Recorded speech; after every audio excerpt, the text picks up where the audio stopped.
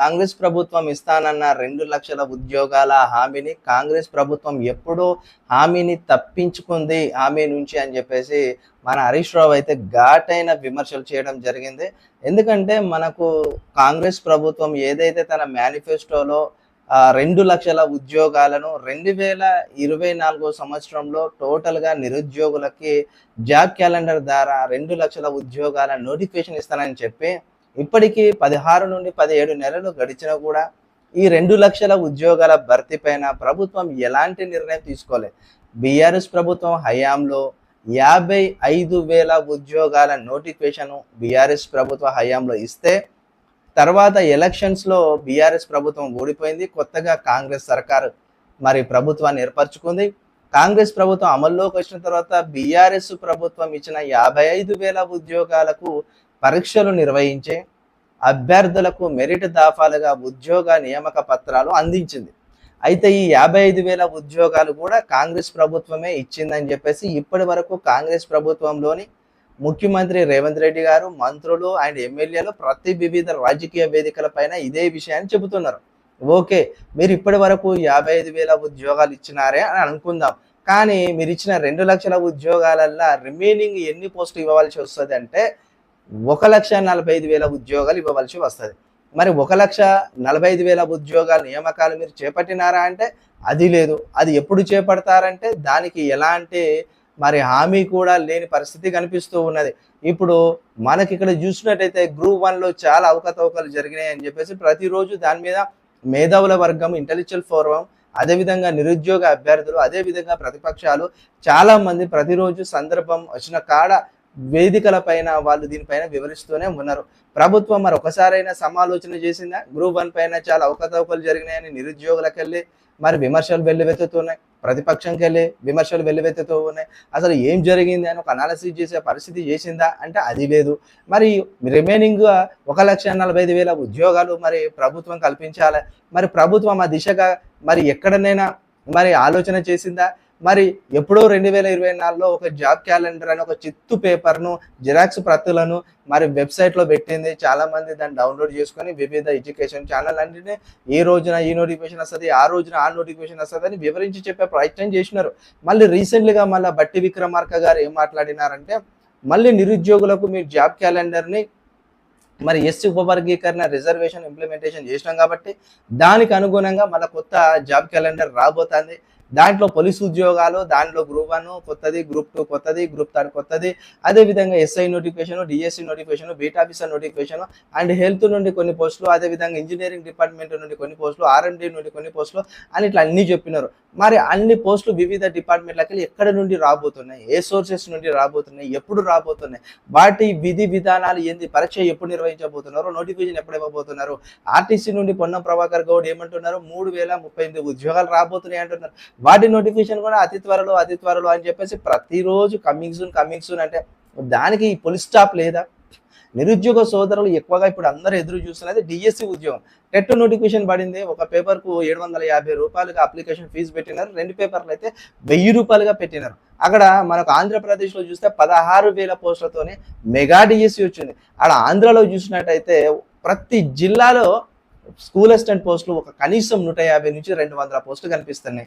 ఇక్కడ మనకు తెలంగాణ రాష్ట్రంలో అతి త్వరలో డిఎస్సి రాబోతుంది. ఆ డిఎస్సి 5,000 పోస్టులతో రాబోతుంది, 6,000 పోస్టులతో రాబోతుందని ప్రభుత్వం ఊరిస్తుంది. మరి ఊరిస్తూ ఉన్న ఈ ప్రభుత్వం ఇక్కడ చూసినట్టయితే డిఎస్సి ఒకవేళ 5,000 పోస్టులతోనో 6,000 పోస్టులతోనో వస్తే మనకు స్కూల్ అసిస్టెంట్ పోస్టులు మనకున్న 33 జిల్లాలలో ఏ జిల్లా చూడు గుండుస్తున్నా కనిపించే ప్రయత్నం కనిపిస్తుంది.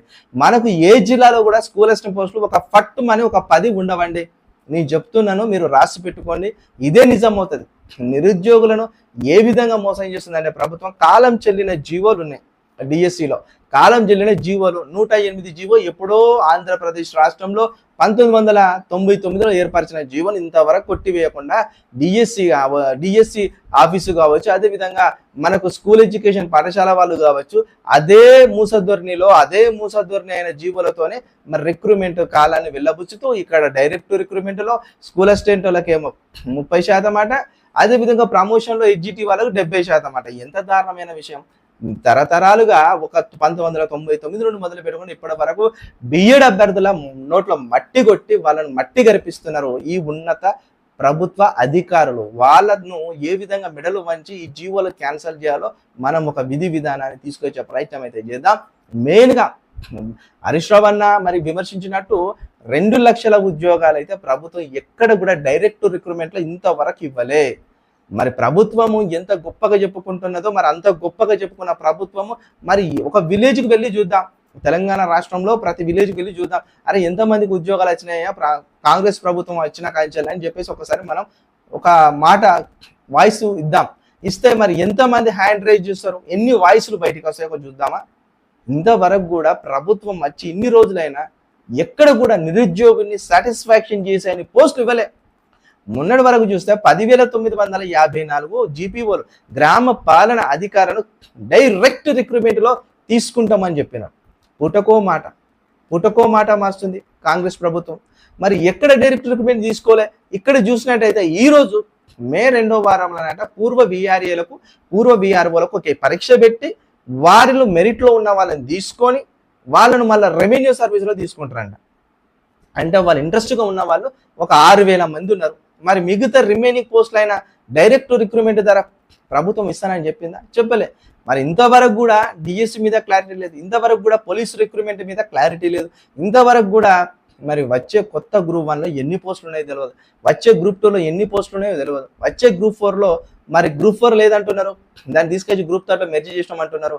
మరి గ్రూప్ 4లోని బ్యాక్లాగ్ పోస్టులు ఎడిపోయినట్టు గ్రూప్ 4లో బ్యాక్లాగ్ పోస్టులు ఉన్నాయి, అవి ఎడిపోయినాయి. మరి వాటిని వెళ్ళగలుపుతావు? మరి వాటి పరిస్థితి ఏంది? మరి గ్రూప్ 3లో మరి వచ్చే కొత్త గ్రూప్ 3లో ఒక 3 నుంచి 4,000 పోస్టులు 5,000 పోస్టులు అయినా ఉంటాయా అంటే ప్రభుత్వం చెప్పలేని పరిస్థితి. ప్రభుత్వం ఏమున్నాయి వివిధ వేదికలపైన రాజకీయ వేదికలపైన ప్రభుత్వంలో ఆర్థిక కొరత ఉంది, బడ్జెట్ ఎక్కువ లేదు, 6 గ్యారంటీలు అటకెక్కినాయి, 6 గ్యారంటీలో యువ వికాసం పెట్టింది. మరి యువ వికాసంలో మరి ఇక్కడ ఉద్యోగాలు పొందే నిరుద్యోగులకు ప్రథమ ప్రాధాన్యత ఇస్తావా అంటే అది కనిపిస్తలేదు. 4 లక్షల రుణం అన్నావు, 3 లక్షల రుణం అన్నావు. మరి దాంట్లోనైనా కొంతమంది నిరుద్యోగులకు ఒక లైఫ్ ఇయ్యు, వాళ్ళందరన్నా చిన్న స్టార్ట్అప్లు పెట్టుకోవడానికి, చిన్న వ్యాపారాలు పెట్టుకోవడానికి వాళ్ళకి అవకాశం కలిపి 6,000 కోట్లు పెట్టినావు, 19 లక్షల అప్లికేషన్స్ వచ్చినాయి. కనీసంలో మన ఒక 20,000 కోట్లనే పెట్టలే.